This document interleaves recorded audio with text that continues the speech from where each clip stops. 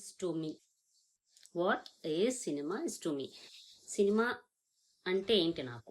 నాకు సినిమా అంటే ఏంటి అనేది ఈ వీడియో స్పెషల్ అనమాట.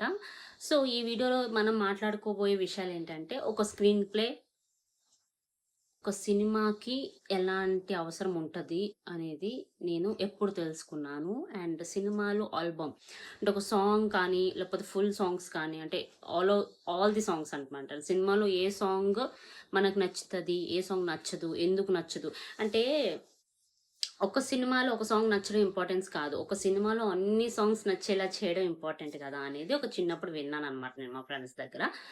సో ఒక సినిమాలో ఒక సాంగ్లు అన్నీ బాగుంటే సినిమా బాగుంటుందా అని అనుకునేదాన్ని అనమాట. అంటే నా చిన్నప్పుడు నేను అలా అనుకునేదాన్ని. అంటే సినిమా అంటే ఏంటిది? సినిమా అంటే స్క్రీన్ ప్లే, సినిమా అంటే అన్ని సాంగ్స్ బాగుండటం, సినిమా అంటే ఫైట్స్, సినిమా అంటే ఐటమ్ సాంగ్, సినిమా అంటే కమర్షియల్గా ఉండటం, ఇవన్నీ నేను చిన్నప్పటి నుంచి అనుకునేది అనమాట. అంటే సినిమాకి లైఫ్కి సంబంధం అసలు ఉండదేమో అని అనుకున్నాను అనమాట. అలాంటప్పుడు చూడడం స్టార్ట్ చేసాక అనిపించింది ఇదన్నీ రియల్ రియల్ ఇన్సిడెంట్స్.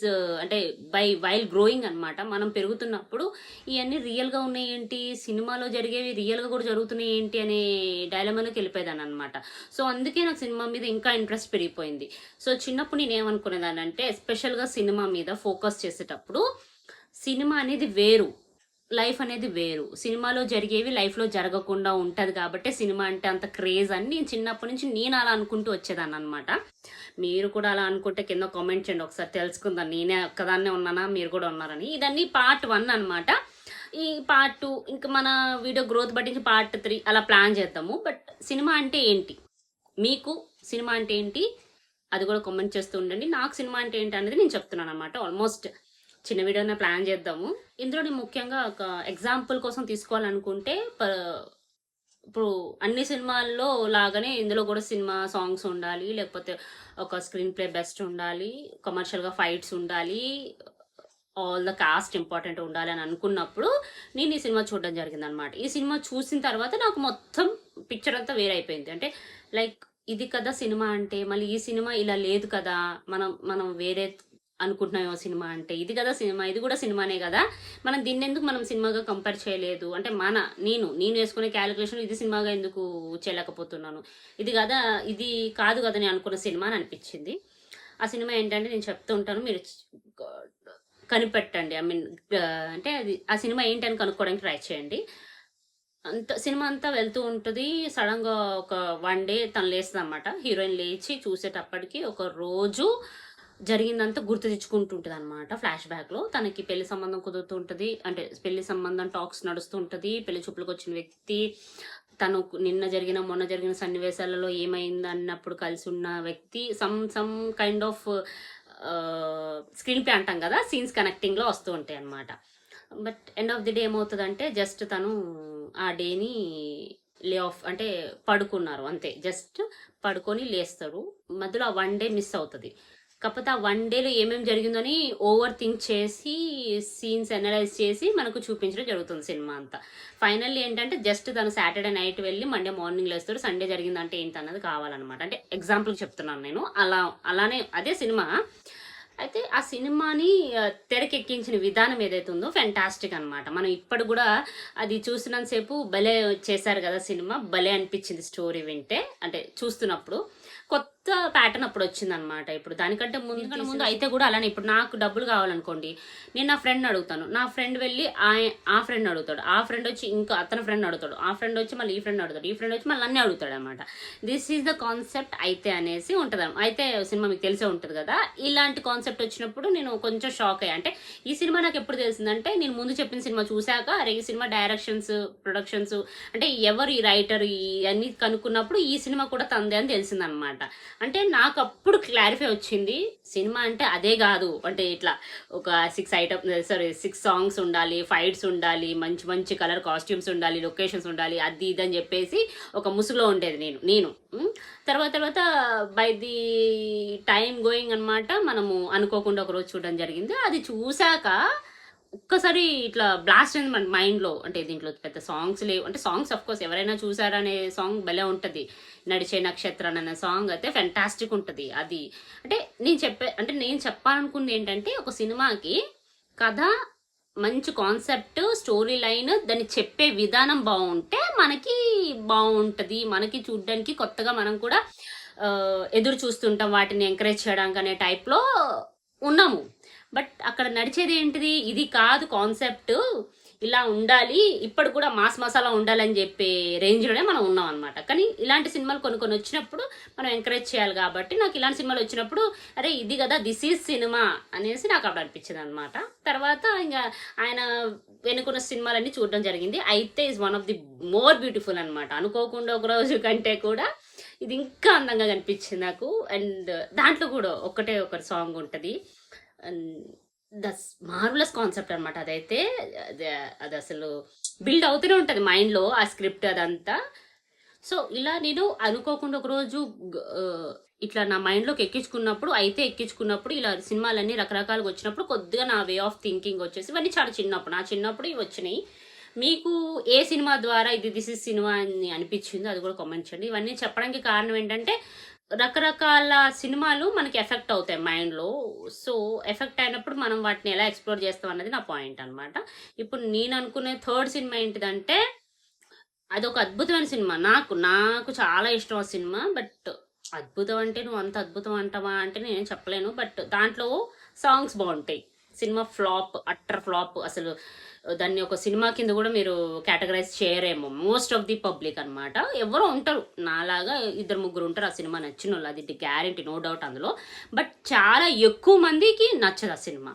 సో ఇప్పుడు అనుకోకుండా ఒక రోజు అయితే రెండు కొంచెం సిమిలర్గా ఎందుకు ఉంటాయి అంటే డైరెక్టర్ అండ్ టీమ్ ఒకటే కాబట్టి కొంచెం మిక్స్డ్ అనిపిస్తుంది. But concept is different. రెండు కాన్సెప్ట్లు వేరుగా ఉంటాయి. టేకింగ్ ఇంకా లేకపోతే ఏమంటారు వాల్యూస్, కొంచెం సినిమాటోగ్రఫీ అన్నీ మిక్స్డ్గా కనిపించడం వల్ల వాళ్ళిద్దరిది ఒకటే అనే కాన్సెప్ట్ తెలిసిపోతుంది.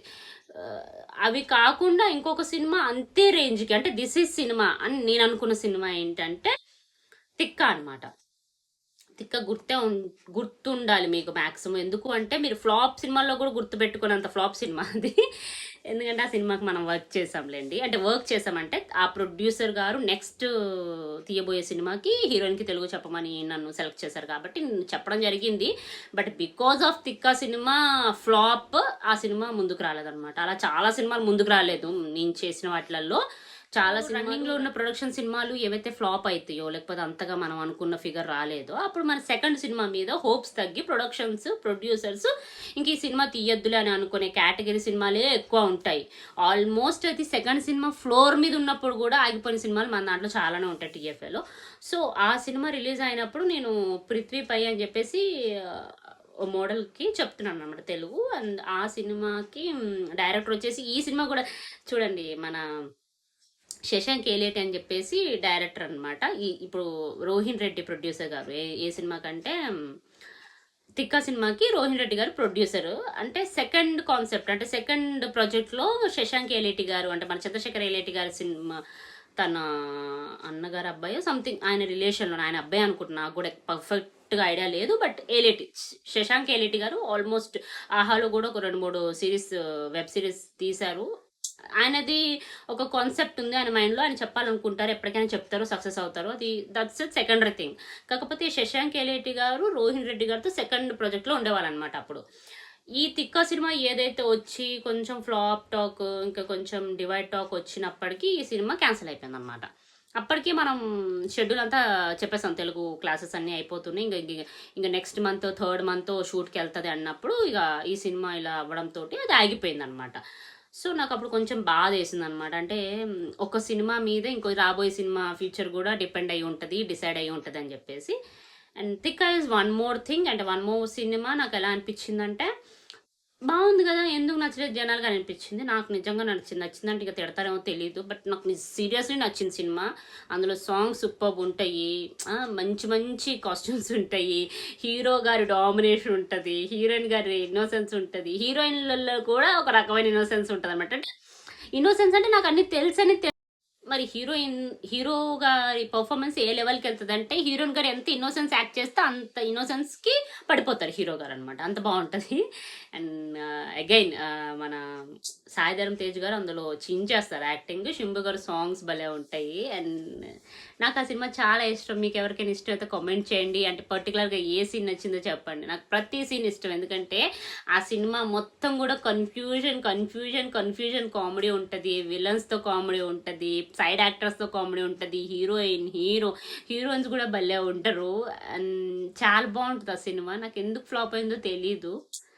అంత కన్ఫ్యూజన్ కామెడీకి కూడా ప్రొడ్యూసర్ ఓకే చెప్పి ఒక విజన్గా అంటే అది రిలీజ్ అయినప్పుడే నేను అనుకున్నాను అనమాట, ఇది కొంచెం వెరైటీ సినిమా ఉంది, ఈ సినిమా అది చాలా బాధ వేసింది. అండ్ సినిమా టైటిల్ కూడా అలా ఎలా అని చెప్పారు, అలా ఎలా అనుకుంటా, బాగుంటుంది. ఆ కాన్సెప్ట్ కూడా నాకు నచ్చింది, సినిమా స్టోరీ.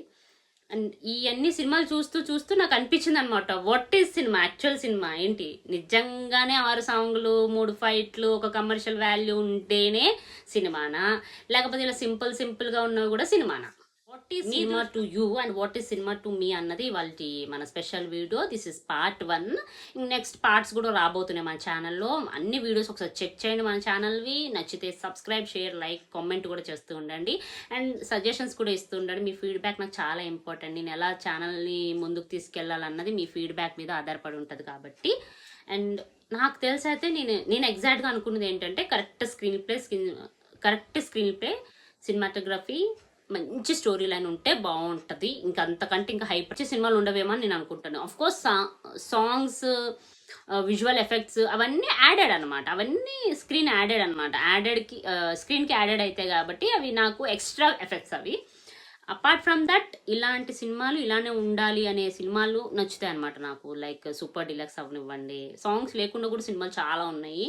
నాకు పర్టికులర్గా నచ్చిన సినిమా ఏంటంటే అనుకోకుండా ఒక రోజు అండ్ తిక్క సాంగ్స్ ఉన్నప్పటికీ దిస్ ఈజ్ సినిమా అనిపిస్తుంది నాకు. మీరు అంటే నన్ను పిచ్చిదాన్ని అనుకోండి, పర్లేదు, బట్ మీరు వెతికి చూస్తే ఆ సినిమాలు అన్నిటికీ క్లారిఫికేషన్ ఉంటుంది. ఎంత కన్ఫ్యూజన్గా తీసినా కానీ మనకి అన్ని క్లారిఫై ఇచ్చేస్తారనమాట. అనుకోకుండా ఒక రోజులో కూడా మీరు ఎంత తీసుకెళ్ళి చెప్దామన్నా కూడా ఒక డీటెయిలింగ్ ఉంటుంది అనమాట. ఇంకా మనకి డీటెయిల్గా ఒక స్టోరీ లైన్ చెప్పడమే కదా ఒక సినిమా అన్నది.